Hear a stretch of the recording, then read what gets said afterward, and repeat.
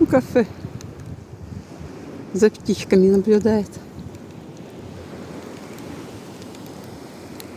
Гуляет по набережной у моря. Это кипрский котик. Они на Кипре родились, живут на Кипре. И все у них хорошо. Люди о них заботятся. Кормят, поят. Они уличные, в то же время домашние.